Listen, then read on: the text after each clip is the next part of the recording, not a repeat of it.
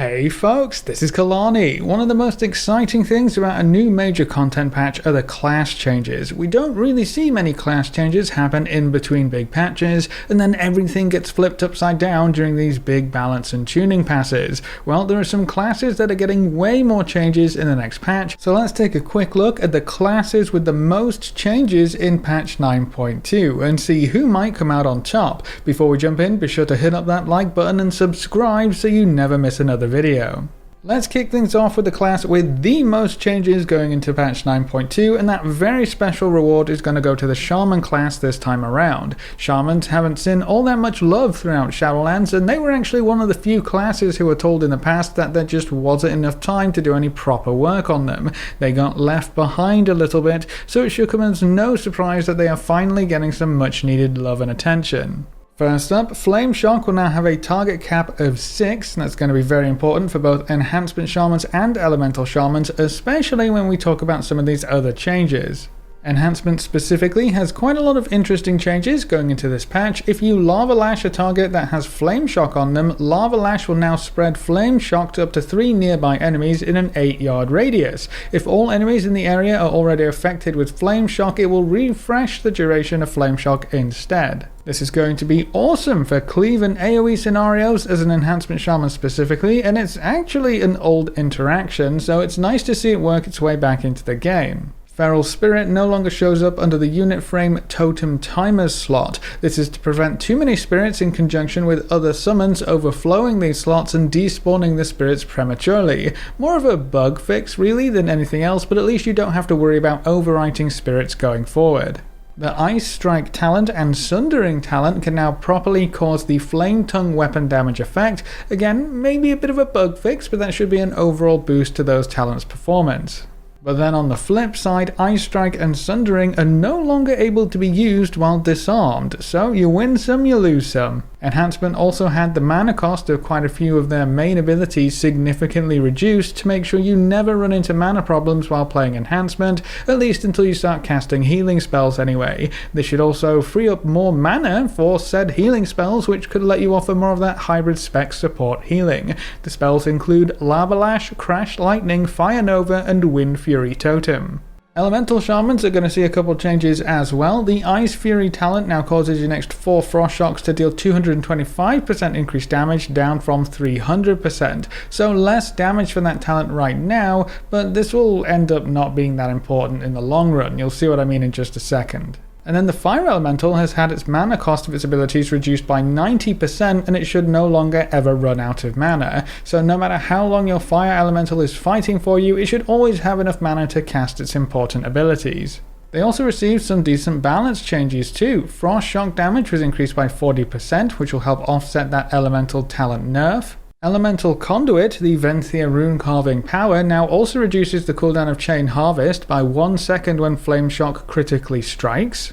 The Unruly Winds Conduit chance to trigger is now 15% to 50% based on item level instead of 20% to 35%, so it starts off lower at lower item level conduits, but then it scales up much higher as you get those higher item level ones.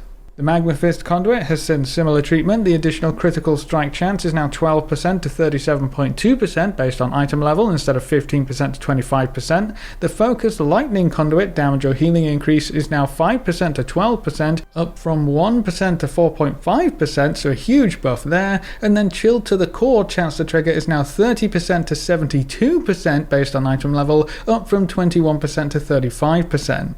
So a lot of conduit changes specifically, and in some cases some massive increases in overall power. Enhancement Shamans are looking great going into this next patch, so if you've been waiting for Enhancement to shine, this very well might be the time. On top of all of these changes, Shamans will actually be getting 2 brand new glyphs in 9.2 to change their Ghost Wolf appearance. The 2 new forms are Spectral Lupine and Spectral Vulpine, so they can turn into a fox model, the same kind of fox model that we've seen for a while now in World of Warcraft and has been very prevalent through the Ardenweald zone, and then the other one is actually brand new in 9.2. This is a wolf or dog-ish model that you will see around Zereth Mortis. It's a bit pointy, kind of like a rough model or prototype of what a creature could end up being, and it actually looks really cool. So 2 new Ghost Wolf models to go alongside all those wonderful class changes. Moving on, another class with quite a lot of changes going into the new patch are the priests. A lot of these changes are for holy priests specifically, so not too much to get excited about if you main shadow or discipline, but some of these holy changes are going to be fantastic. To start with, all of their healing abilities were increased by 10%, so everything will do a bit more healing going forward. In addition to that, all of their damage abilities have been increased by 15%. You holy paladins out there better watch out. The holy priests are coming for your healer damage spot. In addition to that, Symbol of Hope's cooldown was reduced to 3 minutes, down from 5, and the channel time was reduced to 4 seconds, down from 5, so you get the ability more often and it channels faster. What's not to like? Holy Word Chastises damage was increased by 25%, Holy Word Serenity mana cost was reduced to 2.5%, down from 4%, Holy Word Sanctifies mana cost was reduced to 3.5%, down from 5%, the Prayer Circle talent now also reduces the mana cost of Prayer of Healing by 25%, and the Guardian Angel talent now has an additional effect. When Guardian Spirit saves the target from death, it does not expire, so the additional healing portion of Guardian Spirit will continue through for the full duration, making this talent even more useful. The Afterlife talent will also gain an additional effect. As a Spirit of Redemption, you may cast Resurrection, which ends the Spirit of Redemption. Afterlife's Resurrection cast time is 6 seconds, and Afterlife now prevents combat resurrections on the priest for 30 seconds after using Resurrection. So if you die as a Holy Priest with this talent in a raid or a dungeon, you can res someone else in combat to use up the rest of your spirit. Holy Priests get a battle res now, under certain circumstances anyway. And on top of all of that, Holy Priest will be getting a new talent. Binding Heal has been removed, the Cosmic Ripple talent has been moved to where Binding Heal used to be, and a new talent on row 30 is being added called Binding Heals. 20% of heal or flash heal healing on other targets also heals you. So it's just baking in part of the Binding Heal effect straight into heal and flash heal, which could end up being really good if the current Holy Priest playstyle continues. There is one other pretty huge change, a very nasty nerf in this particular case to the Necrolord legendary effect. It's been taken down quite a few notches. Pallid Command's Rattling Mage's Unholy Bolt damage has been reduced by 40%, and Brooding Cleric's Stitch Wounds healing has been reduced by 5%. I know a lot of Shadow Priests specifically were running Necrolord with this legendary, so that's going to be a huge hit to their legendary and Covenant ability power level. For any other priests who are rocking this setup, it's not going to be quite as effective as it was previously. And then the last class with quite a lot of changes for 9.2 are the Druids. Most of these are going to be for Restoration Druids. I guess the healers are getting some love this time. To start with, all of their healing abilities were increased by 10%, so a nice across the board buff right there. All of their damage abilities were also increased by 10%, so more healing and more damage coming from your Resto Druid in this next patch. Life Bloom healing over time was increased by 12%, and the Bloom heal increased by 20%. The Nourish talent's healing was increased by 15%. The Overgrowth talent mana cost was reduced by 60%, and the Inner Peace talent now has an additional effect. While channeling Tranquility, you take 20% reduced damage and are immune to knockbacks, so your Trank is going to be much more reliable, it's harder to interrupt it, and it's going to double up as a personal cooldown. Very useful indeed. And then the Germination talent now has an additional effect as well. Rejuvenation's duration will be increased by 2 seconds.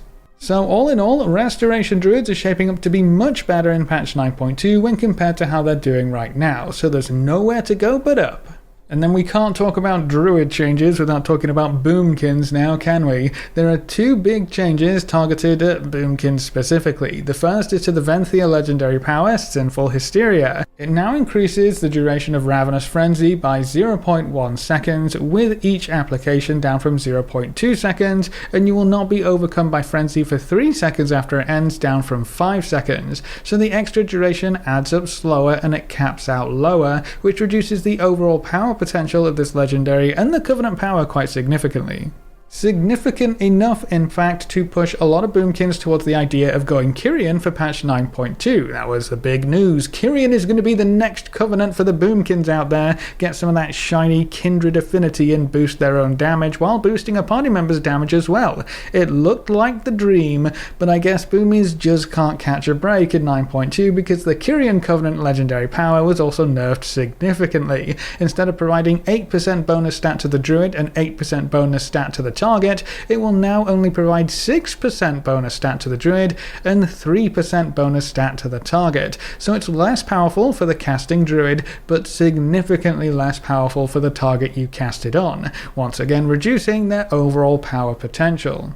I also want to jump in real quick and mention some changes to Feral Druid. Now, for the most part, I haven't talked about set bonuses in patch 9.2 because they aren't really a change from now, if that makes sense. Even if set bonuses have changed a lot during the PTR, and that kind of changes what we want to do when we get to 9.2, we don't have those bonuses right now in game, so it's not a change from how the class plays in 9.15. But Feral Druids have seen some absolutely massive nerfs to their set bonuses, so I figure it's worth talking about if you haven't seen it yet. First up, the 4-piece set bonus was soft capped at 8 targets, so it now deals reduced damage to anything over 8 targets, which significantly reduces its overall power potential, especially in content where you can pull lots of monsters like Mythic Plus dungeons. On top of that, the damage done by the 4-piece set bonus was reduced by 65%. That's not a small balance adjustment, that's not a teeny little tweak, they nuked it from orbit. So if you've been seeing that Feral is the new king of AoE or Feral Druids are going to dominate Mythic Plus dungeons, maybe you're in the process of re-rolling to Feral or getting Feral ready. I just wanted to let you know that they have been taken down a few pegs at the very least since the set bonus was first introduced. I don't think any other class saw the same level of set bonus nerf, but I guess there's still a chance the set will be buffed back up at a later date. But those are the classes with the most changes as we head into patch 9.2. What do you think of how many or how few changes some classes are getting going into 9.2? Some classes have actually barely changed at all, which makes you wonder where the big focus is going to be moving forward. Do you think we're going to see huge sweeping changes to classes as we head into the next expansion, or do you think they probably will do as little as they can going forward? Leave all your thoughts in the comment section below. A big thank you to all of our supporters over on Patreon and to everyone who's subscribed on Twitch. You can see their names floating by on screen. If you want to see more videos like this, make sure to subscribe and ring that notification bell so you never miss another video. Thanks for watching, folks. Good luck and have fun, and as always, I will see you next time.